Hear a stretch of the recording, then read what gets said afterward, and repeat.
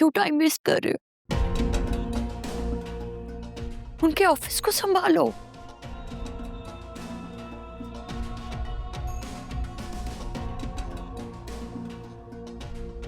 मेरी इद्दत खत्म हो जाएगी तो मैं भी भाईजान के घर आ जाऊंगी। क्या कह रही हैं आप? बिल्कुल ठीक कह रही हूँ बेटा। तुम भाईजान के ऑफिस जाओ, उनके जो भी बिजनेस एसोसिएट्स हैं उनसे अपना इंट्रोडक्शन करवाओ, ताकि उन लोगों को भी तो पता चले कि तुम हो, अब सिर्फ तुम ही हो उस सारी जायदाद के वारिस। कभी कभी लोगों को खुद अपनी इस बात का एहसास दिलाना पड़ता है कि हम एग्जिस्ट करते हैं।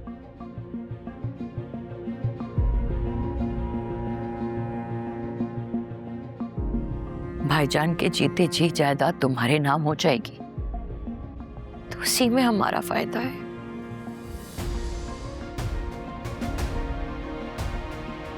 सिकंदर का तो कोई भरोसा नहीं है ना, वो भाईजान के बाद पता नहीं क्या क्या चीजें छुपा ले।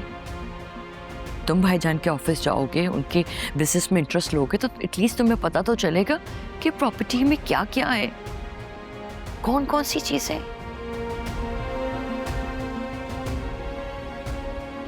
बेस्ट तो ये होगा कि भाईजान खुद ही खुशी खुशी सब कुछ तुम्हारे नाम कर दे। इतनी आसानी से मामू कुछ भी नहीं देने वाले। अपनी जायदाद में से वो मुझे फूटी कौड़ी भी नहीं देंगे।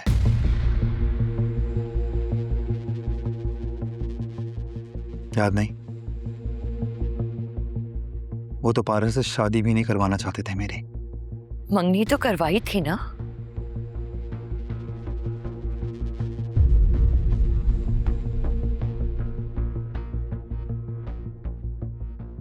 वो भी इनकी कोई चाल होगी। कैसी चाल? कहाँ है पारस अब? नहीं है ना, इसलिए भाईजान का जो कुछ भी है ना वो सब अब तुम्हारा है।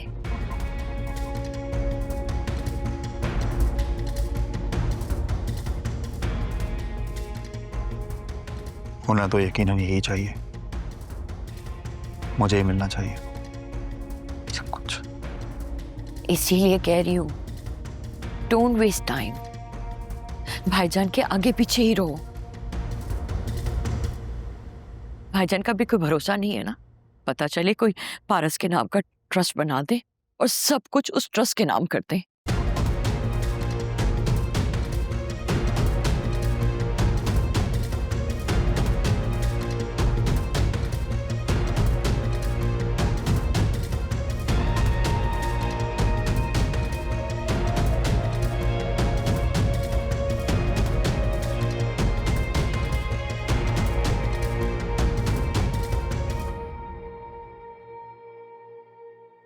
ठीक है, मैं करता हूं सब कुछ।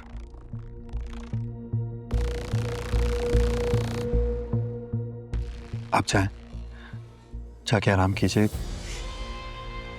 काफी थक गई होंगी आप।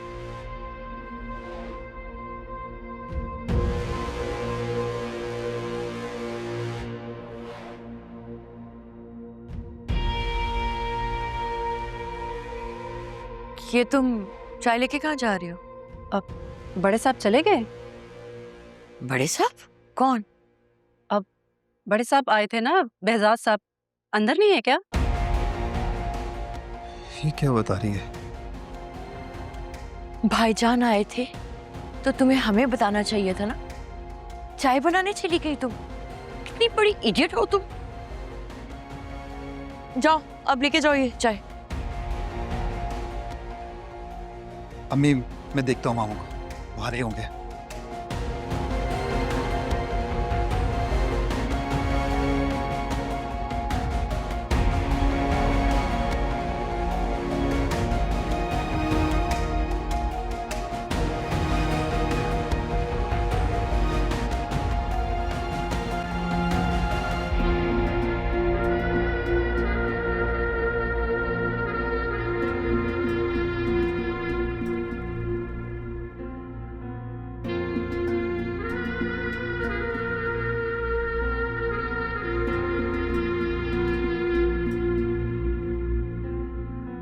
क्या बात है बेहजाद, इतने परेशान क्यों लग रहे हो?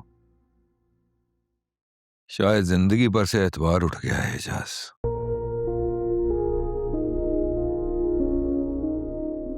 रिश्तों की तरह कब सांसें साथ छोड़ जाएं, कुछ पता नहीं। ऐसा क्यों कह रहे हो? तुम जैसे जिंदा दिल इंसान की जुबान से ऐसी बातें अच्छी नहीं लगती। अरे कैसा जिंदा दिल इंसान यार। खैर छोड़, मैंने तुम्हें बताया था ना कि मारूख ने पारिस के लिए लड़का देखा है। मुझे तो तेरे बचपन की बातें भी याद हैं। ये तो अभी एक हफ्ते पहले का जिक्र है। मैं चाह रहा था कि वो लड़का पाकिस्तान आए तो पारिस और वो एक दूसरे को देख लें, जान लें, मिल लें, बेहतर है। अच्छी बात है।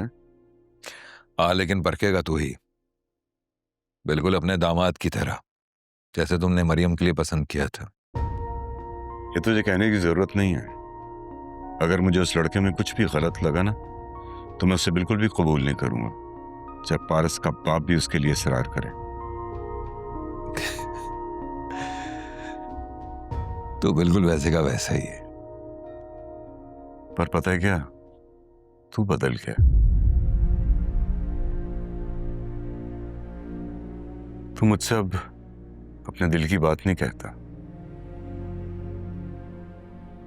चल ठीक है, मैं इंतजार करूंगा, और इंतजाम भी।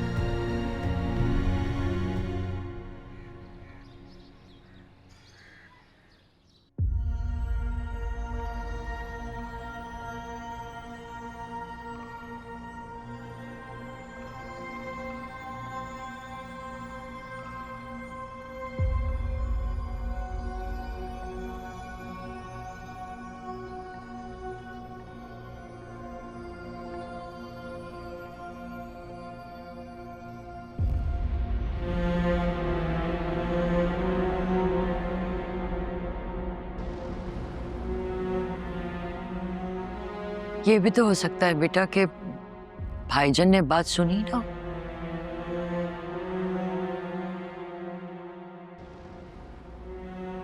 फिर भी इस तरह से मिले बगैर ऐसे ही चले गए,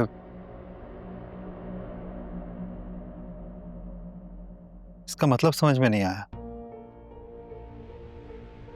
तुम भाईजान को फोन तो करो, पता तो चले उनका मूड कैसा है।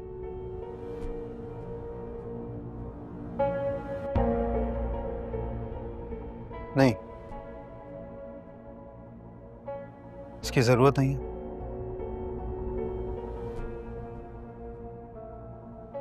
इस दफा इनका इग्नोर करना चाहिए बस।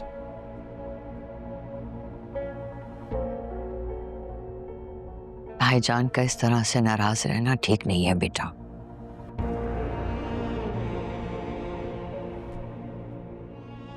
क्या हो गया अम्मी आपको? हो क्या गया आपको?